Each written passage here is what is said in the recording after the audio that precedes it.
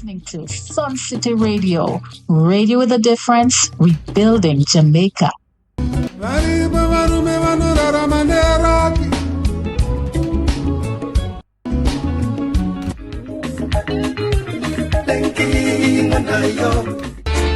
for a big change. And you. All right, so guys, it's 9:30. Let's take a quick break, and when we come back, it's time for Focus on Africa.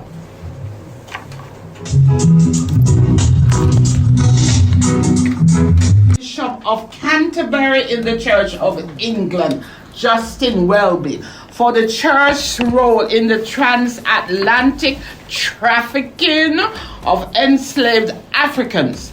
The Archbishop delivered a sermon on Sunday at the Diocese of Jamaica and the Cayman Islands 200th anniversary service at the National Arena in Kingston. So today for Focus on Africa, we're going to speak with humanitarian and recording artist Isaiah Mentor, as we do every week, on the topic of capitalism and slavery and Africa's true wealth. And strategist with IMSCO, international organization specializing in African affairs. So we have Lovin Collins. Yeah, the Benki. Okay, I'm going to get to that bit. Yeah. No, I told me never see it right here. So okay. Lovin Collins, who took the African name Benki, which means one who takes a stand. Okay, so welcome to the show, Lovin. We're so thankful that you're here this morning. And Isaiah, how are you? You on the line? You know, Isaiah, you have to be on this. You have to be and hear what the Benki has to say. We had a feature called I Am, and I spoke to Teacher Michael, asking that I was told that religion was brought to Africa. And we who are so into Africa, how do we deal with the situation? You know, do we focus on the religions coming out of Europe? Or do we get rid of that and focus on the African religion? And he mentioned the name of this organization, I think. So the Benki is going to just explain that for the listeners who was listening. Thank you so much. Yes, so happy to be here and talking to the listeners here. And I was privy to listen to Teacher Michael's out of the UK, in the UK. And I am really happy that we are having this conversation, particularly at this time, because it requires a particular clarity before you are united on the same page. Once the clarity is not there, then that's where you find everybody having a different version. Yes. Right? So hopefully we can bring some clarity, and that's around which we can unite. So regarding religion in Africa, I think I have to make the distinction between spirituality in general and a religion, right? African society is based on spirituality, the idea that God is overarching and involved in every aspect of life. It's not separated in terms of you deal with it on a Sunday at a particular time. It is every aspect. It's holistic. It is complete. So the religious aspect is taking a piece from that whole and marketing that piece in such a way. So yes, religion was imposed upon African society as a tool, as a political tool. However, Africa developed the world's first spiritual ideals, and these spiritual ideas spread across the world. And this was the documentation. This would predate 2,000 years ago, and there are so much documentation that shows the development and the practice of these spiritual ideas and how it influenced Europe, how it influenced Arabia, how it influenced Persia today, and all the way into China. So we will find that the fundamental ideas that all these nations are built upon, no matter what the philosophy is today, it is still built upon these fundamental African-centered spiritual ideas. And in understanding this as people of African heritage, there's no need to argue. I can embrace Mama B and I can embrace everyone, no matter what denomination it is, because that is the foundation. And once we appreciate of that foundation and grasp it, then we can be a family again. Okay, all right. So the first thing I wanted to ask, I'll ask Isaiah to comment on first, or respond to, and then I'll go to the Benki. Is it the Benki? Yeah. Yes. Okay. All right. So Isaiah, how do you think the transatlantic slave trade contributed to the development of the capitalism in Europe and in the Americas? Precedented human labor. You know what I'm saying? Blood, sweat, and tears that build these people's economy. You know what I'm saying? People that literally, was seen as subhuman was used to build these people's economy and create capitals to allow their economies to be what it is today. So these people had a plan. It was long term. And you know what? It's a mixture because they know Africans. We created and got spirituality from our ancestors. So all spirituality and giving thanks to Mother Nature and who created us came from Africa. So, but the Europeans, they know this. They know that we are spiritual people. And so they had a plan. They know how to really, invaded our psychology, if you will.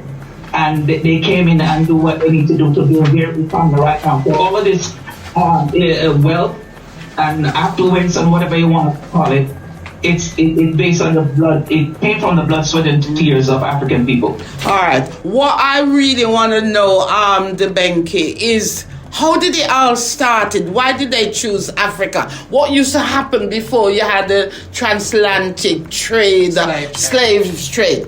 How did it start? You were telling me that 2,000 years ago there was a decline in Africa, right? And the Chinese and the Persian and the Portuguese, the European, were having, the Muslim had separated their trading. So they had no one to trade with. So can you explain, before you reach the transatlantic, how it came to that? Thank you so much, Mama B. Thank you so much. These are the questions that I like to respond to. So before I respond directly to the question, let me just set it up by saying this. The role that, for example, England would have played in the colonial era, and the role that America currently plays now as the world leader and authority, and it is their culture that everybody seeks to adopt. Ethiopia had played this role in antiquity for millennia, right? And then when we mention Ethiopia in antiquity, we're talking about the Kushite Empire. And this is the source of the philosophy that developed into Christianity today. This is the source of archaeology that you see, and large monuments. Like when you go around the world, you will see magnificent edifices that were built in ancient time. These come from the Kushite influence, all right? And that would be geographically where Ethiopia is located today, but much wider. And this is an empire that would stretch from the southern part of Africa to the north, and also in Arabia, in Persia, also in Europe. So the way Europe is influencing us now, it was us influencing them in that time. That began to decline with the Alexander the Greek. I will not say the Greek, okay? The Greek. And that was about 300 BC. And this is where Europe got its hands on the sciences and the philosophies and the manuscripts. And this is where they developed by Alexander the Greek's invasion into Africa, into Persia, into Arabia, and into India. So at that point, Europe started to dominate the high civilizations of the world and adopting that philosophy to themselves and redirecting those ideas onto the people there. So it began, we'll say it began there, all right? So 300 AD, eventually, I'm skipping time. I'm not able to follow chronological time. I'm just giving you the idea. So by we get to 800 AD, all right? This is the beginning of Mohammedanism. Islam became the dominant power in the world, in that geographical region at that time. So Islam started to spread across North Africa and into Europe and into Arabia, and it started to dominate those areas. So for about 800 years, Islam was the dominant cultural force in Europe, in North Africa, and in Arabia, and in these places. Okay? In so doing, Europe itself, there was no necessarily France and all these things. It was just cult states. Okay? And in that time, they found themselves not able to expand, not able to access trade, not able to go west, not able to go east, not able to go anywhere because the Muslim had them in a bind, in an economic, cultural chokehold. Okay? Christianity itself was on a decline, and that is why we learned about the Dark Ages. Okay, yes. See?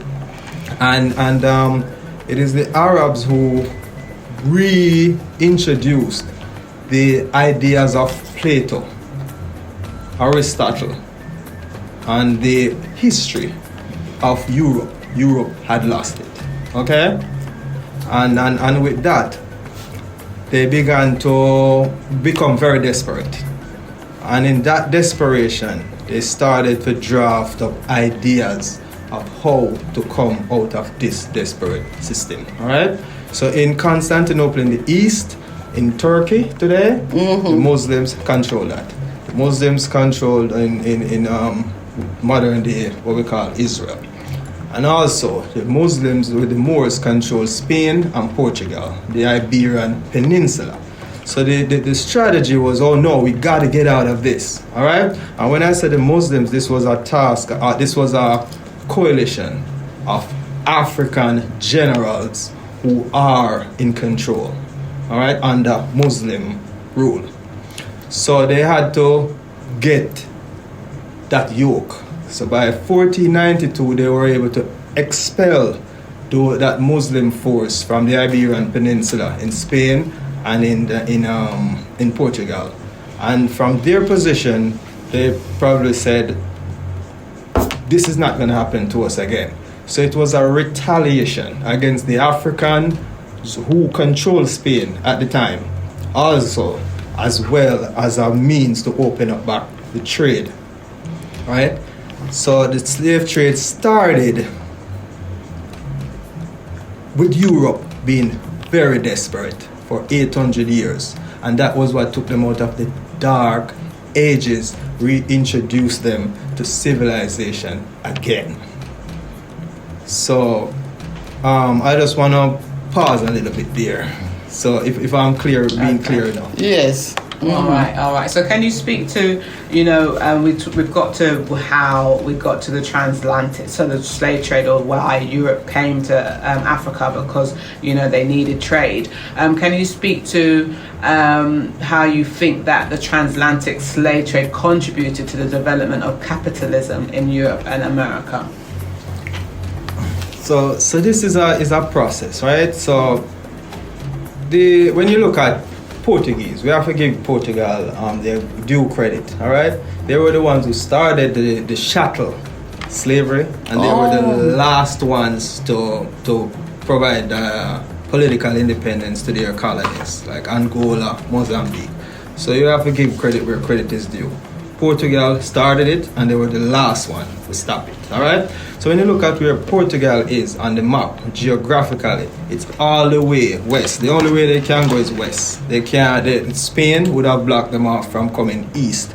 So the navigation, Portugal developed this type of boat system, but they call it the caravel. It was it's like you have a Rolls Royce where I'm driving a Toyota. It's just more power, it's able to go further. So with that technology, which they inherited from the Moors, again, who are the Muslims who had controlled that era, okay? With that technology, they were able to traverse different eras, and they had a map, okay? They had the Catalan Atlas. The Catalan Atlas would have already depicted the West and an idea that there was land in the West. So it wasn't new. However,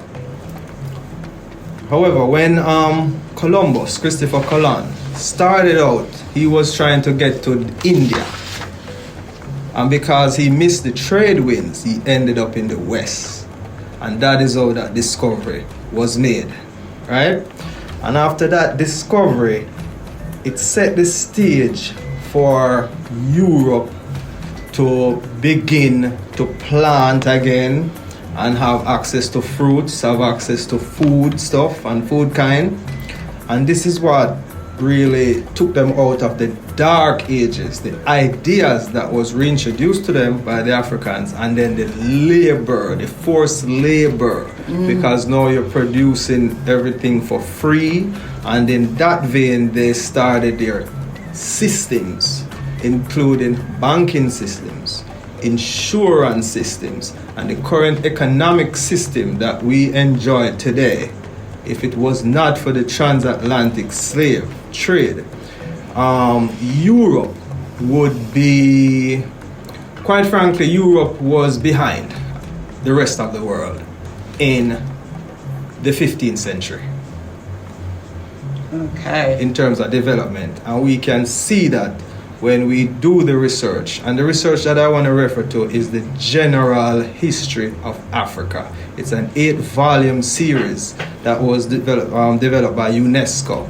And that was supposed to give a view to independent developing countries like Jamaica coming into independence of what it is, what an African worldview is. And that is important because prior to that, all the history that we got from Africa, right, was being told by racists. By racists? Yes. And they will tell you that you have no history. You come from monkey. That is Darwinism. There is Franz Blumenbach out of Germany who coined the term Caucasian. Oh.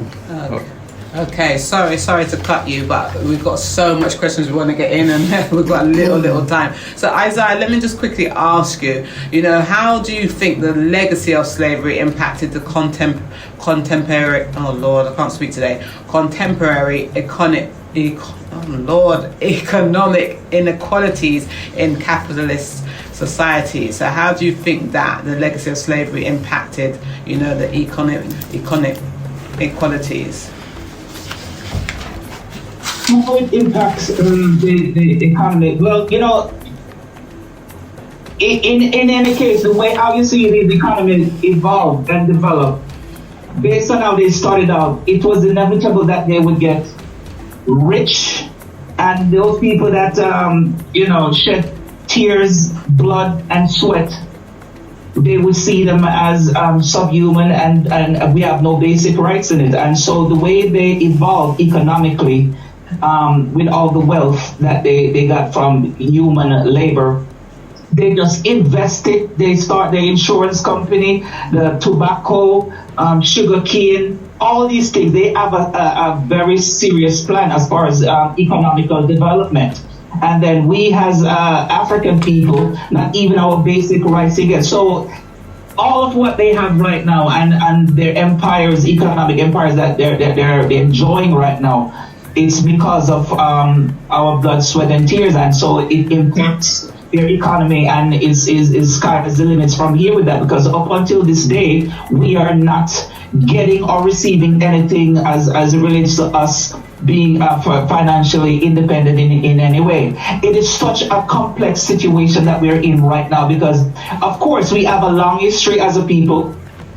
We have a complex history, we've been through a lot, but I am more concerned about where the African psychology is in this time and where we're heading on the world stage. And so, I am one of those thinkers that want to kind of, promote the now, as in where we are as people, even though our history would tell us where we're coming from, and it should really reflect in our self-esteem and personality as it relates to our inventions and all that stuff. I am very concerned about our psychology in this time, and where we're heading, because when I look around and see my brothers and sisters psychologically, I'm not feeling well. I travel around the world, I live around the world, and I see our mentality right here and what these oppressors are giving us, such as social media, TikToks and all that, and how we are falling for this. And not to stray from your question here, but this is such a complex, big problem. I'm more concerned about my African brothers and sisters in this time and where we're heading. So they're profited tremendously in every way. And I just want to say this real quick. Poverty affects your psychology and how you perceive and each other. Even the way we relate to each other as a brother, we don't even trust each other. So this is kind of a remnant of slavery, of the psychological slavery, displacement as a people. And so I say this with a lot of passion and grief inside of me, that as a people, I am very concerned about where we're heading, because I feel like we're not even at the starting line yet. And it has to do with some of our past, but it's time for us to really shake it up and do what the best we can do, and learn, like what the king is saying, learn our history and use that to promote ourselves as we move on in the future. So, Benki, do you want to speak to the psychology of Africans and black people, or African race on a whole, or Jamaicans like overall? Yes, and thank you very much again. I want to make a distinction between the evolution, all right, of this system, okay, or the devolution of it, okay, and it moved from a physical chattel slavery system into a neo-colonial system. Simply mean, now I'm going to talk just plain and broadly now, all right, it simply mean we don't have to put you in a change no more. You already live 300 years under brainwash philosophy and psychology. All you know is what them tell you, so it's that you're going to do. From your leadership come right down. Wow. Okay, so you let them go now. All right. So the neo-colonial era is where Britain said, okay, this is not right, all right? And it might seem like they repented, but this is a new strategy. And we just have to be clear. And this is why the students are not learning, because this beating around the bush, you do not have the concept. So they change the strategy and say, just let them go. What the hell are they going to do? They lost their language, lost culture, lost more ways. So the neo-colonial era of Britain said, let's stop this thing. It's no longer right, because what happened is that countries like America was starting to develop based on that same model. They had the more land for farming, so if it had continued, America would benefit more from that system, and it would reduce Britain's position in the world. So they said, let's stop it. And they put all their resources on the seas to stop this slavery. And in the neo-colonial era, and this now is in the 1800s, 19th century, this is where Christianity in its Europeanized version was introduced to West Africa. Okay? Prior to that, the only country in Africa that was Christianized was Ethiopia, and they were under a Coptic version, which is a more Africanized version of Christianity. Okay, Western Africa was more so under Islam, right? So with the neo-colonial era now, that is what basically destroyed the traditions and the ideas that Africans preserved within themselves. Okay, so unfortunately we've got to go for a break. We've run out of time. Guys, it's 10 o'clock. Isaiah, thank you so much as usual every week. This is just like it's opened a can of worms. It's so much different parts to speak on. Yeah, we're gonna have part 2, 3, 4,